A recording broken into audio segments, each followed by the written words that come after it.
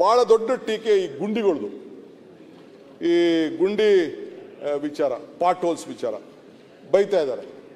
ನಮ್ಮ ಮನೆಯಲ್ಲೂ ಬೈತಾ ಇದ್ದಾರೆ, ಫ್ರೆಂಡ್ಸು ಬೈತಾ ಇದ್ದಾರೆ, MLAನೂ ಬೈತಾ ಇದ್ದಾರೆ, ಇಲ್ಲೂ ಬೈತಾರೆ, ಎಲ್ಲ ಬೈತಾರೆ. ನಾನು ಇಲ್ಲ ಅಂತ ನಾನು ಹೇಳೋದಿಲ್ಲ. ಸಾವಿರಾರು ಗುಂಡಿ ಇದೆ. ಅದಕ್ಕೆ ನಾನು ಗುಂಡಿ ಬಗ್ಗೆ ಗಮನ ಇರಲಿ ಅಂತೇಳಿ ಪಬ್ಲಿಕ್ ಅವೇರ್ನೆಸ್ಗೂ ಕೊಟ್ಟಿದ್ದೀನಿ. ಇದಲ್ಲದೆ ನಮ್ಮ ಪೊಲೀಸ್ ಇಲಾಖೆಯವ್ರನ್ನು ವಿಶ್ವಾಸಕ್ಕೆ ತೆಗೆದುಕೊಂಡಿದ್ದೀವಿ. ನೋಡ್ರಪ್ಪ, ನಾವು ರಾಜಕೀಯದವ್ರೇನೋ ನಾವೇನೋ ಹೇಳ್ತೀವಿ, ನಿಮ್ಗೆ ಎಲ್ಲೆಲ್ಲಿ ಬೇಕು ಗುಂಡಿ ಮುಚ್ಚಬೇಕು ಅಂತ ನೀವು ಲೆಟ್ರ್ ಕೊಡಿ, ನಮಗೆ ಲಿಸ್ಟ್ ಕೊಡಿ ಅಂತ ಕೇಳಿದೆ. ಅವರು ಒಂದು 10,000 ಆಯ್ಕೆ ಮಾಡಿ ಅವರು ಕೊಟ್ಟಿದ್ದಾರೆ. ಇದಲ್ಲದೆ ಇಡೀ ರಾಜ್ಯದಲ್ಲಿ, ಇದು ಬೆಂಗಳೂರು ನಗರದಲ್ಲಿ ಪಬ್ಲಿಕ್ಸು ಕೂಡ ಕೊಟ್ಟಿದ್ದಾರೆ, MLAಗಳು ಕೊಟ್ಟಿದ್ದಾರೆ. ಈಗಾಗಲೇ ಸುಮಾರು 5,377 ಗುಂಡಿಗಳನ್ನು ಮುಚ್ಚಿದ್ದೀವಿ.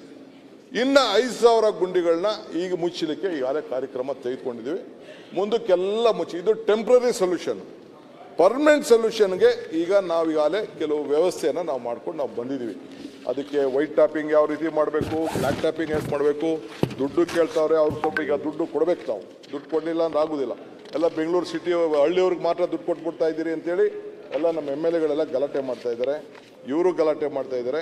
ಸೊ ಅದಕ್ಕೆ ನಾನು ಜಸ್ಟ್ ಈಗ ಚೀಫ್ ಮಿನಿಸ್ಟ್ರು ಮೀಟಿಂಗ್ ನಾಳೆ ಬೆಳಗ್ಗೆ ಇತ್ತು ಇದ್ರ ಬಗ್ಗೆ, ಬೆಂಗಳೂರು ಸಿಟಿ ಬಗ್ಗೆ. ನಾನು ಇದಕ್ಕೆ ಹೋಗ್ಬೇಕು, ಬಿಹಾರ್ಗೆ ಹೋಗ್ತಾ ಇದ್ದೀನಿ. ರಾಹುಲ್ ಗಾಂಧಿ ಅವರು ಒಂದು ಯಾತ್ರೆ ಮಾಡ್ತಾ ಇದ್ದಾರೆ. ನಾನೊಂದಿನ ಹೋಗ್ಬೇಕು, ಚೀಫ್ ಮಿನಿಸ್ಟರ್ ಒಂದಿನ, ಒಂದು MLA ಸಿಕ್ಕಿಲ್ಲ, ನಾನು ಬರ್ತೀನಿ ನೋಡೋಕ್ಕೆ ಸ್ವಾಮಿ ಅಂತಂದರು. ಒಂದು 5-6 ಜನ ಕರ್ಕೊಂಡು ಹೋಗ್ತಾ ಇದ್ದೀನಿ, ಬರ್ರಪ್ಪ ಅಂತೇಳಿ ಹೋಗ್ತಾ ಇದ್ದೀನಿ. ಇನ್ನೊಂದು ದಿನ ಒಂದಷ್ಟು ದಿನ ಹೋಗಿ ಬರ್ತೀವಿ. ಸೊ ಅದಕ್ಕೆ ಮೀಟಿಂಗ್ನ ಸೋಮವಾರನ ಮಂಗಳವಾರ ಮೀಟಿಂಗ್ ಮಾಡ್ತಾ ಇದ್ದೀವಿ, ಕ್ಷಮಿಸ್ಬೇಕು MLAಗಳೆಲ್ಲ.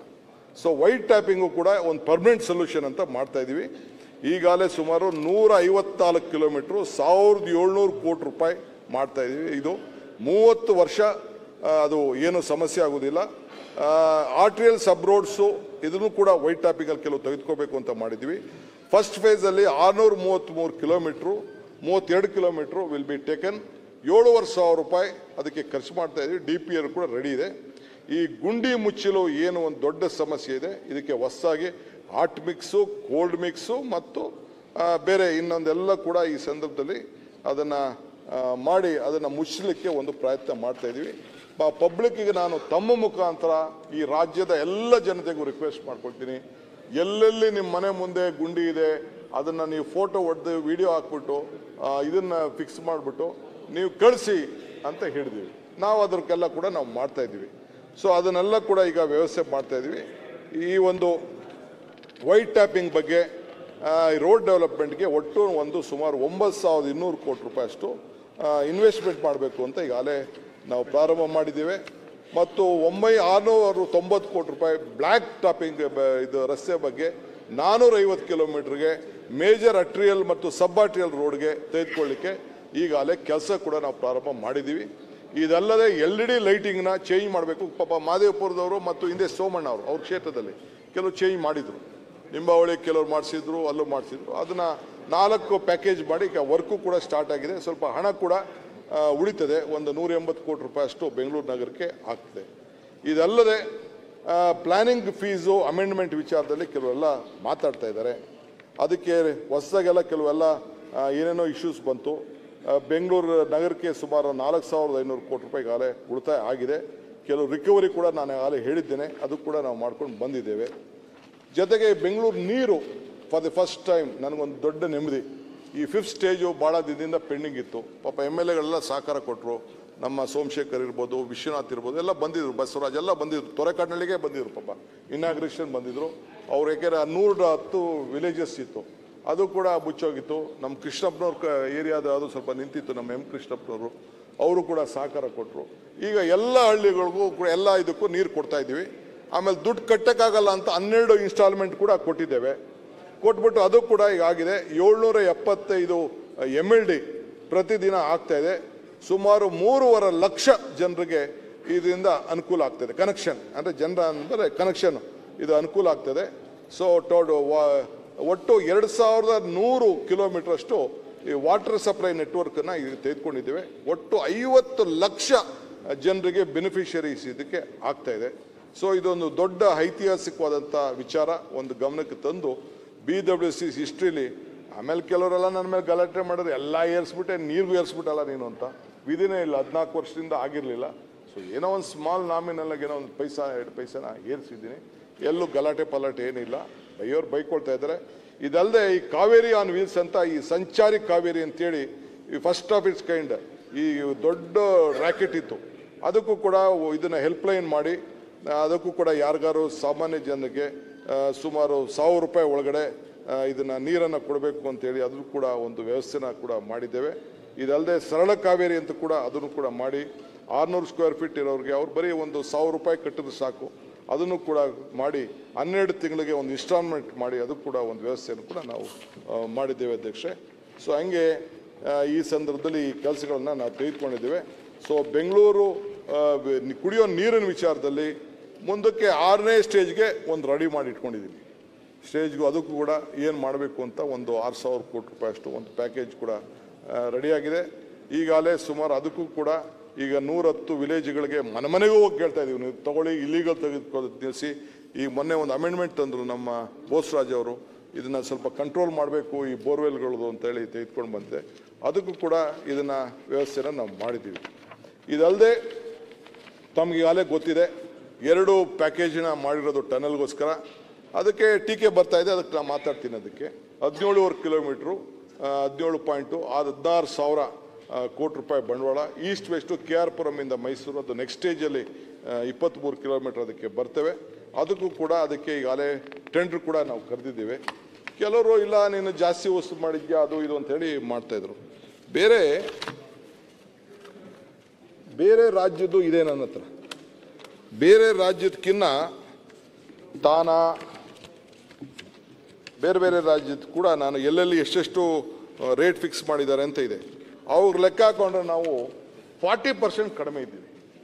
ಮಹಾರಾಷ್ಟ್ರಲ್ಲಿ, ಜಮ್ಮು ಕಾಶ್ಮೀರಲ್ಲಿ, ಬೇರೆ ಕಡೆ ಎಲ್ಲ ಕೂಡ, ಬಾಂಬೆಲೆಲ್ಲ ಇದೆ. ಬಟ್ ಅವ್ರು ಇರಲಿ ಪಾಪ, ಅದೇನು ತಪ್ಪೇನಿಲ್ಲ. ಟ್ರಾನ್ಸ್ಪರೆಂಟಾಗಿ ಕ್ವಶನ್ ಮಾಡೋದ್ರಲ್ಲಿ ತಪ್ಪೇನೆ. ಇಲ್ಲಿ ನೋಡಿ, ಇಲ್ಲಿ ಬೆಂಗಳೂರಲ್ಲಿ ನಾವು 16.5 ಕಿಲೋಮೀಟ್ರು, ತಾನೇ ಬೋರ್ವೆಲ್ 12 ಕಿಲೋಮೀಟ್ರು. ನಾವು ಪರ್ ಕಿಲೋಮೀಟ್ರಿಗೆ 7,770 ಕೋಟಿ ನಮ್ಮದು ಲೆಕ್ಕ. ಅವ್ರದ್ದು ತಾನೇಲಿ 1,215 ಕೋಟಿ ರೂಪಾಯಿ ಒಂದು ಕಿಲೋಮೀಟ್ರಿಗೆ. ಆರೆಂಜ್ ಗೇಟು 1,316 ಕೋಟಿ ರೂಪಾಯಿ. ಗಾಯಿಮುಖ ಟನಲ್ಲು 1,320. ನಾವು ಆಲ್ಮೋಸ್ಟ್ 770, 40% ನಾವು ಇಲ್ಲಿ ಕಡಿಮೆ ಮಾಡ್ಕೊಂಡಿದ್ದೇವೆ. ಸೊ ಇದಕ್ಕೆ ನಮ್ಮದು ಡಯ 14.5 ಸೈಜು, 14.5 ಸೈಜು. ಅವ್ರದ್ದು 13.5 ಅಲ್ಲ, ದೇ ಆರ್ 13.5, ವಿ ಆರ್ 14.5. ನಮ್ಮದು ಡಯ ಆಗಿದೆ. ನನಗೊಂದು ಹೊಸ ನ್ಯೂಸ್ ನಮ್ಮ ಕಮಿಷನರ್ ಹೇಳ್ತಾ ಇದ್ರು, ನಮ್ಮ ಇವರು ಮಹೇಶ್ವರ ರಾವ್ ಅವರು, ಯಾರೋ ಒಬ್ಬರು ಇಲ್ಲೇ ಟನಲ್ ಮಾಡ್ತೀನಿ ಅಂತ ಬಂದಿದ್ದಾರಂತೆ, ಬೋರಿಂಗ್ ಮಿಷಿನ್ ಮಾಡ್ತೀನಿ ಅಂತ, 20 ಎಕರೆ ಜಮೀನು ಬೇಕು ಅಂತ. ನಮ್ಮ ಮಿನಿಸ್ಟ್ರಿಗೆ ಮಾತಾಡ್ಬಿಟ್ಟು ಅವ್ರಿಗೆ ನಾನು ಹೇಳಿದೆ 6 ಹಳ್ಳಿಯಲ್ಲೇ ಕೊಡಿಸ್ಬಿಡ್ತೀನಿ, ಮಾಡಲಿ ಅದನ್ನು ನಮ್ಮ ಇಂಡಸ್ಟ್ರಿಯಲ್ ಯೂರಲ್ಲಿ ಅಂತ. ಫಸ್ಟ್ ಟೈಮ್ ಅವ್ರು ಬೆಂಗಳೂರಲ್ಲೇ ಮಾಡ್ತೀನಿ ಅಂತ. ಈಗೆಲ್ಲ ಇದರಿಂದ ಜರ್ಮನಿಯಿಂದ ತರಿಸ್ಬೇಕು. ಚೈನಾಗೂ ಜರ್ಮನಿಗೂ 30-40% ರಿಕ್ವೆಸ್ಟ್ ಇದೆ. ನಮಗೂ ಚೈನಾಗೂ ಸ್ವಲ್ಪ ಒಪ್ಪಂದ ಸರಿ ಇಲ್ಲ. ಮೊದಲೆಲ್ಲ ರೈಲ್ವೆ ಇದಕ್ಕೆಲ್ಲ ಚೈನಾಯಿಂದ ಕೊಡ್ತಾಯಿದ್ರು, ಸ್ವಲ್ಪ ಕಡಿಮೆ ಬೆಲೆಗೆ ಆಗ್ತಿತ್ತು. ಈಗ ಅದನ್ನು ಕೂಡ ಬಹುಶಃ ಈಗಾಗಲೇ ಟೆಂಡರ್ ಕರೆದಿದ್ದೇವೆ, ಅದು ಕೂಡ ಆಗ್ತಾಯಿದೆ. ಇದಲ್ಲದೆ ಒಂದು 300 ಕಿಲೋಮೀಟ್ರಷ್ಟು ಈ ಚಾನಲ್ಗಳಿದೆಯಲ್ಲ, ಈ ರೋಡೆಲ್ಲ ಪಾಪ ನಮ್ಮ ಬೈರ್ತಿ ಬಸವರಾಜ ಕ್ಷೇತ್ರ, ಮುಂಡತ್ತನ ಕ್ಷೇತ್ರ, ಅಲ್ಲೆಲ್ಲ ಕೂಡ ನೀರೆಲ್ಲ ಒಳಗಡೆ ಬಂದ್ಬಿಟ್ಟು ಲೋ ಲೈಯಿಂಗ್ ಏರಿಯಾಲಿ ಭಾಳ ಸಮಸ್ಯೆ ಆಗ್ತಾಯಿದೆ. ಭಾಳ ದೊಡ್ಡ ಪ್ರಾಬ್ಲಮ್ಮು ಕೃಷ್ಣ ಬೈರೇಗೌಡ ಕ್ಷೇತ್ರದಲ್ಲಿ ಇದೆಲ್ಲ. ಅದನ್ನು ಏನಾದ್ರು ಮಾಡಬೇಕು ಅಂತೇಳಿ ಆ ಕಡೆ ಈ ಕಡೆ ರೋಡ್ನ ಒಂದು 320 ಕಿಲೋಮೀಟ್ರನ್ನ ಐಡೆಂಟಿಫೈ ಮಾಡಿ ನೋಟಿಫೈ ಮಾಡಿದ್ದೀವಿ. ಸುಮಾರು 3,000 ಕೋಟಿ ರೂಪಾಯಿ ಅಷ್ಟು ಮಾಡಿ ಅವ್ರಿಗೆಲ್ಲ ಕಾಸು ಕೊಡೋಕ್ಕಾಗಲ್ಲ. TDR ಅವ್ರಿಗೆ ಬಿಲ್ಡಿಂಗ್ ಕಟ್ಟಕ್ಕೂ ಬಿಡಲ್ಲ. ಆ ಕಸ ಎಲ್ಲ ತಗೊಂಡು ರೋಡ್ಗೆ ಹಾಕ್ಬಿಡ್ತಾರೆ, ಹಿಂದೆ ಇರ್ತದೆ. ಸೊ ಅಲ್ಲಕ್ಕೂ ಕೂಡ ಎಲ್ಲೆಲ್ಲಿ ಖಾಲಿ ಇದೆ ಅದನ್ನು ಐಡೆಂಟಿಫೈ ಮಾಡಿ ಹೊಸ ರಸ್ತೆಗಳನ್ನು ಮಾಡಲಿಕ್ಕೆ ಮಾಡಿದ್ದೀವಿ. ಅದಕ್ಕೆ ಏನೇನು ಬೇಕೋ ಕಾನೂನನ್ನು ತೆಗೆದುಕೊಂಡು ಬಂದು ರೋಡ್ ಮಾಡಲಿಕ್ಕೆ ಒಂದು ಪರ್ಮಿಷನ್ ಏನು ಬೇಕೋ ಅದಕ್ಕೆಲ್ಲ ಕೂಡ ತೆಗೆದುಕೊಂಡು ಬಂದಿದ್ದೀವಿ. ಇದಲ್ಲದೆ ಪ್ರೈಮ್ ಮಿನಿಸ್ಟ್ರಿಗೆ ತೋರಿಸ್ದೆ, ನಮ್ಮ MLA ಸಾಹೇಬ್ರಿದ್ದರು, ಯಾರು ನಮ್ಮ ಕೃಷ್ಣಪ್ಪನವರು, ಪ್ರೈಮ್ ಮಿನಿಸ್ಟರ್ ಡಬಲ್ ಡೆಕ್ಕರ್ ತೋರಿಸ್ದೆ. ಇದನ್ನು ಇವರಿದ್ದರು ಈಗ ಮಾಡ್ತಾಯಿದ್ದೀವಿ ಅಂತ. ಯಾಕೆ ನಾಗ್ಪುರದಲ್ಲಿ ಹೋಗಿ ನಮ್ಮ ಗಡ್ಕರಿ ಅವರು DK ನೋಡ್ಕೊಂಡು ಬಾಯ್ಲಿ ಅಂತ ಹೇಳಿದ್ರು, ನೋಡಿದೆ. ನಮ್ಮ ಇವರು ರಾಮಲಿಂಗಾರೆಡ್ಡಿ ಅವರು ಅವ್ರ ಕಾಲದಲ್ಲಿ ಒಂದು ಟ್ರಯಲ್ ಮಾಡಿದ್ದಾರೆ, ಒಂದು 6 ಕಿಲೋಮೀಟ್ರ್ ಮಾಡಿದ್ದಾರೆ. It is a very good novel. ಇದು ಕಾರ್ಪೊರೇಷನ್ ಅವರು ಅರ್ಧ ದುಡ್ಡು ಕಟ್ಟೋದು, ನಮ್ಮ ಮೆಟ್ರೋರು ಅರ್ಧ ಕಟ್ಕೊಡೋದು, ಅದನ್ನು ಮಾಡಿ ಈಗಾಗಲೇ DPR ಎಲ್ಲ ಆಗಿದೆ. ಸುಮಾರು ಪರ್ ಕಿಲೋಮೀಟ್ರಿಗೆ 120 ಕೋಟಿ ರೂಪಾಯಿ ಆಗ್ತಾಯಿದೆ. ಒಟ್ಟು 9,000 ಕೋಟಿ ರೂಪಾಯಿದಷ್ಟು ಈಗ ಇಲ್ಲಿ ಲ್ಯಾಂಡ್ ಅಕ್ವಿಷನ್ನು ನಾವು ಅಕ್ವೈರ್ ಮಾಡೋಕ್ಕಾಗಲ್ಲ. ರೋಡ್ಗೆ ಏನೆಲ್ಲ ಜಮೀನು ಕಾಸ್ಟ್ಲಿ ಆಗ್ಬಿಟ್ಟಿದೆ. 10,000 ರೂಪಾಯಿ ಕಡಿಮೆ ಯಾವ ಮೇನ್ ರೋಡು ಇಲ್ಲ. ಬೇರೆ ಕಡೆಲ್ಲ 20,000 ರೂಪಾಯಿ, 10,000 ರೂಪಾಯಿ ಮಿನಿಮಮ್. ನಾವು ಡಬಲ್ ದಿ ಕಾಸ್ಟ್ ಕೊಡಬೇಕಾಗ್ತದೆ, ಮಾಡೋಕ್ಕಾಗಲ್ಲ ಅಂಥೇಳಿ ಕೆಳಗಡೆ ರೋಡ್ ಇರ್ತದೆ, ಮೇಲ್ಗಡೆ ಫ್ಲೈಓವರ್ ಇರ್ತದೆ, ಅದ್ರ ಮೇಲ್ಗಡೆ ಟ್ರೈನ್ ಹೋಗ್ತದೆ ಮೆಟ್ರೋ. ಆ ಥರ ಒಂದು ವಿಶೇಷವಾಗಿ 44 ಕಿಲೋಮೀಟರ್ ಮಾಡಲಿಕ್ಕೆ ಹೊರಟಿದ್ದೇವೆ. ಈ ಲಿಟಿಗೇಷನ್ಸ್ ಯಾವುದು ಇರಬಾರ್ದು. ಈ ವರ್ಟಿಕಲ್ ಸ್ಪೇಸನ್ನು ಉಪಯೋಗಿಸ್ಕೊಳ್ಳಿಕ್ಕೆ ಇದು ಭಾಳ ಫಾಸ್ಟಾಗಿ ಆಗ್ತದೆ. ಆ ದೃಷ್ಟಿಯಿಂದ ಈ ಡಬಲ್ ಡೆಕ್ಕರ್ನ ಇದಕ್ಕೆ ಮಾಡಿ ವ್ಯವಸ್ಥೆ ಮಾಡ್ತಾ ಇದ್ದೀವಿ. ಇದಲ್ಲದೆ ಎಲಿವೇಟೆಡ್ ಕಾರಿಡಾರ್ ಫ್ಲೈಓವರ್ ಕೂಡ ಈ ನ್ಯಾಷನಲ್ ಹೈವೇ ಕನೆಕ್ಟ್ ಮಾಡಲಿಕ್ಕೆ ಈಗಾಗಲೇ ಸುಮಾರು 109 ಕಿಲೋಮೀಟರ್ ಗುರ್ಸಿದ್ದೀವಿ. ಇದು ದೊಡ್ಡ ದೊಡ್ಡ ಫ್ಲೈಓವರ್ ಹೇಗೆ ಏರ್ಪೋರ್ಟಿಂದ ಬರ್ತಾ ಇದೆ, ನೆಲಮಂಗಲದಿಂದ ಬರ್ತಾ ಇದೆ, ಎಲೆಕ್ಟ್ರಾನಿಕ್ ಸಿಟಿ, ಆ ರೀತಿ ಸುಮಾರು 109 ಕಿಲೋಮೀಟ್ರು 13,500 ಕೋಟಿ ರೂಪಾಯಿ ಅದಕ್ಕೆ ಇನ್ವೆಸ್ಟ್ಮೆಂಟ್ ಮಾಡಲಿಕ್ಕೆ ಈಗಾಗಲೇ ವ್ಯವಸ್ಥೆನ ನಾವು ಮಾಡ್ತಾ ಇದ್ದೀವಿ. ಅದಕ್ಕೂ ಕೂಡ ಫೈನಾನ್ಷಿಯಲ್ ಅವ್ರ ಹತ್ರ ಎಲ್ಲ ಮಾತಾಡಿ ಜಗಳ ನಡೀತಾ ಇದೆ. ಕೆಲವು ಒಪ್ಕೋತಾರೆ, ಕೆಲವರು ಒಪ್ಕೊಳ್ಳಲ್ಲ. ಅವ್ರ ಪರಿಸ್ಥಿತಿ ನನಗೆ ಅರ್ಥ ಆಗ್ತದೆ. ಬಟ್ ಇವೆಲ್ಲ ಬೆಂಗಳೂರು ಭಾಳ ಮುಖ್ಯ. ಪ್ರೈಮ್ ಮಿನಿಸ್ಟರ್ ಹೇಳ್ದಂಗೆ this is A global city. Is A global city. Prime minister ಹೇಳಿದ್ದಾರೆ ಇದು ಗ್ಲೋಬಲ್ ಸಿಟಿ ಇಂಪಾರ್ಟೆಂಟು. ಅವ್ರಿಗೂ ಕೂಡ ನಾನು ಹೇಳಿದೆ, ಸರ್ ನೀವು ಬರೀ ಗ್ಲೋಬಲ್ ಸಿಟಿ ಅಂತ ಹೇಳಿದ್ರೆ ನೀವು ದುಡ್ಡು ಕೊಡಬೇಕು ಸರ್ ಅಂತ ಹೇಳಿದೆ.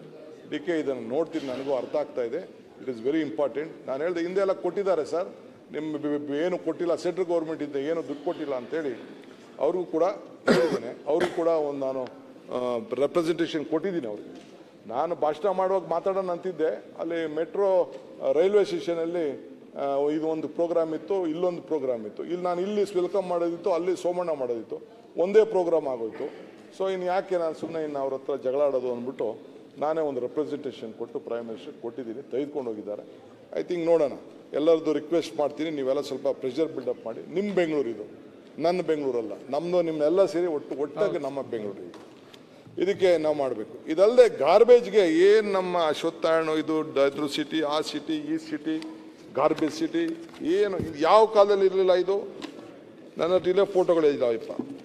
ಕರ್ನಾಟಕ ಗಾರ್ಬೇಜ್ ಸಿಟಿ ಅಂತ ಯಾವ ಕಾಲದಲ್ಲೇ ಇರಲಿಲ್ಲ. ಹಿಂದೆ ಎಲ್ಲ ನನ್ನ ಇದ್ದೆ. ಹಿಂದೆ ಯಾವಾಗ ಬಂತು, ಯಾವಾಗ ಇದು ಬಂತು, ನಾನಲ್ಲ ಬೇರೆಯವರೆಲ್ಲ ಅನೌನ್ಸ್ ಮಾಡಿದೆಲ್ಲ ಇದೆ. ಯಾವ್ದಾದ್ರು ಮಳೆ ಜಾಸ್ತಿ ಬಂದ್ಬಿಡ್ತು ಅಂದರೆ ಏನು ಟೀಕೆ, ನೋಡಿದ್ದು ಬೆಂಗಳೂರು ಇಲ್ಲಿ ಇದು ಹೋಗ್ತಾ ಇದೆ ಅಂತ ಅಲ್ಲ.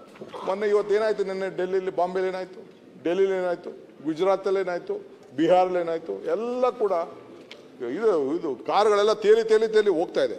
ಇದು ಪ್ರಕೃತಿ. ಅವತ್ತಿನ ಕಾಲದಲ್ಲಿ ಏನು ಮಾಡಬೇಕೋ ಮಾಡಿದ್ದಾರೆ. ಬಟ್ ಸ್ಟಿಲ್ ಬೇರೆ ಕಂಪೇರ್ ಮಾಡಿದ್ರೆ ನಮ್ಮದು ಇದು ಗಾರ್ಬೇಜಲ್ಲಿ ನಾವು ಎಲ್ಲ ವಿಫಲಾಗಿದ್ದೀವಿ. ಇವರು ವಿಫಲಾಗಿದ್ದಾರೆ, ನಾವು ವಿಫಲಾಗಿದ್ದೀವಿ. ದೊಡ್ಡ ಮಾಫಿಯಾ. ಆ ಮಾಫಿಯಾನ ತೆಗೆದಾಕಕ್ಕೆ ಇವ್ರ ಕೆಲವು ಆಗಲ್ಲ, ನಮ್ಮ ಕೆಲವು ಆಗಿಲ್ಲ. ಈಗ ಏನೇನೋ ಮಾಡಿ ಕೋರ್ಟಿಂದ ಇವರು 89 ಪ್ಯಾಕೇಜ್ ಅಂತ ಮಾಡಿದ್ರು.